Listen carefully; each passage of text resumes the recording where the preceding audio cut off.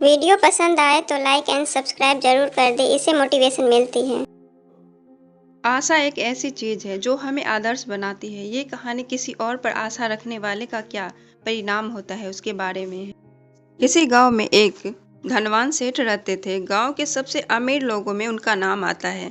ठंड का मौसम था। सेठ रात को किसी काम के लिए घर से बाहर निकलना था। इतनी ठंड रात को घर से बाहर। उस समय सेठ की नजर एक गरीब आदमी पर पड़ी। सेठ ने देखा कि उसके महल के मुख्य द्वार के पास यह आदमी पड़ा हुआ है। फटे पुराने कपड़े पहने हुआ आदमी ठंड से कांप रहा था। इतनी ठंड में वह आदमी बिना कपड़े के सेठ चकित रह जाता है।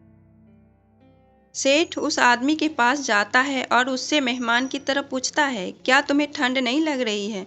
वो गरीब आदमी ने जवाब दिया कि लग रही है, पर क्या करूं, मेरे पास गर्म कपड़े नहीं हैं। 3 सालों में से करकराती ठंड में ऐसे ही बिना गर्म कपड़ों के रहा हूं।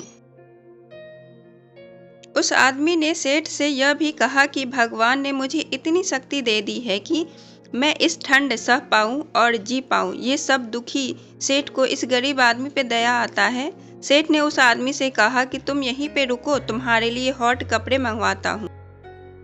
सेठ की बात सुनकर वो आदमी बहुत खुश हो गया और उसने सेठ को भी धन्यवाद दिया।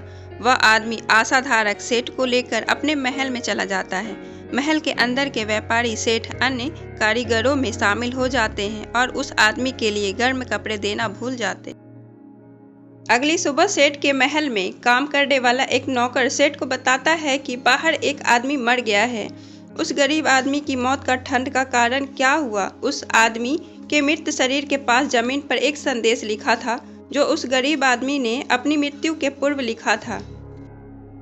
वो ये मैसेज था कि सालों से मैं भरा हुआ धोती कुर्ता में ही इस ठंड को सहता था।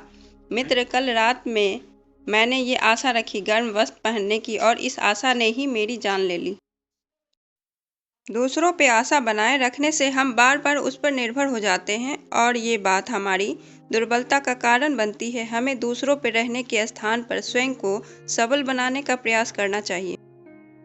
अगर आपको हमारी स्टोरी अच्छी लगी हो तो अपने दोस्तों के साथ भी शेयर करें और कमेंट में ज़रूर बताएं कि मेरी स्टोरी कैसी लगी।